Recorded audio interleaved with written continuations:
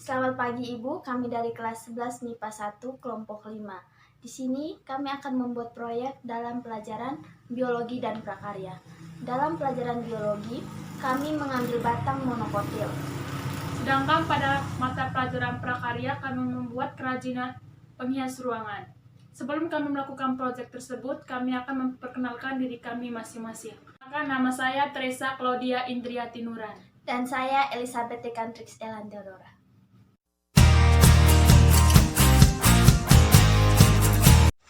Langkah pengerjaan. Yang pertama, gunting pinggiran atas plastik dan pinggiran bawah plastik. Yang kedua, lipat plastik berlawanan arah. Yang ketiga, gunting benang lalu ikat pada kantong plastik menjadi 3 bagian lalu digunting. Setelah itu, buka dan lebarkan kantong yang sudah dilipat agar berbentuk menjadi bunga. Lakukan juga pada kantong plastik dengan berbagai warna. Yang keempat, ambil kertas buffalo berwarna hijau, lalu lipat menjadi 2 bagian dan diberi pola lalu digunting. Yang kelima, rekatkan kawat pada kertas buffalo dengan menggunakan lem lilin agar terlihat seperti daun. Yang keenam, ambil kantong plastik berwarna putih yang sudah dibuat seperti kelopak bunga dan juga kantong plastik berwarna lainnya. Lalu rekatkan keduanya dengan menggunakan lem lilin. Yang ketujuh, kaitkan kawat yang sudah direkatkan dengan kertas buffalo yang dibentuk menjadi daun pada batang bambu. Rekatkan juga bunga dari kantong plastik tadi pada batang bambu dengan menggunakan lem lilin. Yang kedelapan, untuk menambah kesan menarik, kami meletakkan hiasan berupa rumput plastik dan juga batu laut pada potnya.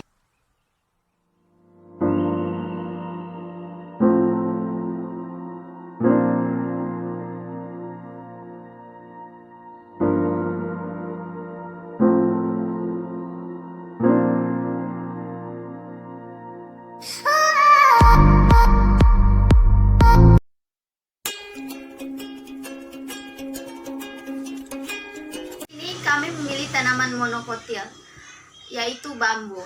Bagian bambu yang kami gunakan adalah batangnya.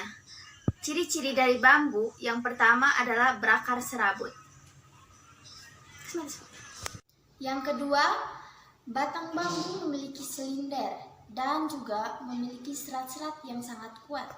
Batang bambu tidak bisa berkembang karena batang bambu tidak sama seperti tanaman dikotil. Yang ketiga, tanaman batang bambu tidak memiliki kambium. Yang keempat, batang bambu ditumbuhi oleh daun-daun yang muncul pada ruas-ruas batang. Yang kelima, daun bambu berbentuk menyirip dan pada ujungnya agak sedikit runcing. Pada permukaan daun tumbuh bulu-bulu halus dan teksturnya seperti kertas. Yang keenam, bambu tidak memiliki bunga ataupun buah. Yang ketujuh, bambu biasanya hidup dalam rumpun, di mana sebuah bambu akan berkembang biak dengan menggunakan tunas. Di sini kami memilih bahan dasar pembuatan kerajinan yaitu batang. Saya akan menjelaskan struktur-struktur bagian dari batang. Struktur bagian dari batang terdiri dari epidermis, korteks, dan stele. Epidermis merupakan batang yang terdiri atas sel-sel yang tersusun rapat tanpa ruang antar sel. Dinding sel bagian luar yang mengalami penebalan dari zat kutin. Beberapa jenis tumbuhan memiliki hipodermis yang terletak di sebelah dalam epidermis. Epidermis batang memiliki berbagai macam modifikasi, yaitu stomata, trikoma, sel silika, dan sel gabus. Stomata kelak akan berkembang menjadi lentisel yang berfungsi untuk pertukaran gas dan pemuapan. Struktur yang kedua yang akan saya jelaskan itu adalah korteks. Korteks tersusun dari parenkim, kolenkim, dan sklerenkim. yang berupa serabut dan spireid serta idoblast atau sel-sel yang bentuk dan fungsinya berbeda dengan sel-sel sekitarnya. Beberapa jenis tumbuhan memiliki parenkim korteks yang mengandung klorofil yang disebut klorenkim sehingga mampu berfotosintesis. Bagian korteks yang paling dalam disebut floeterna. Pada batang dikotil muda, lapisan floeterna berisi zat tepung yang disebut sarung tepung. Akhir yang saya akan jelaskan struktur dari batang yaitu adalah stele atau silinder pusat. Stele terletak di sebelah dalam endodermis. Stele terdiri atas parenkimbium, parenkim, berkas pengangkut, dan empulur.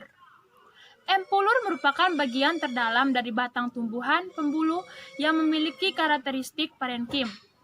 Jaringan empulur mudah berwarna putih atau coklat pucat dan menjadi gelap jika sudah tua. Empulur juga terletak di sekitar berkas pengangkut dan berbentuk seperti jari-jari sehingga disebut sebagai jari-jari empulur.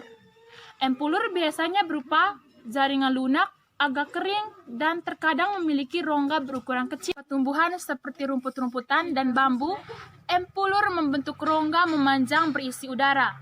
Pada pohon sagu, empulur mengandung pati.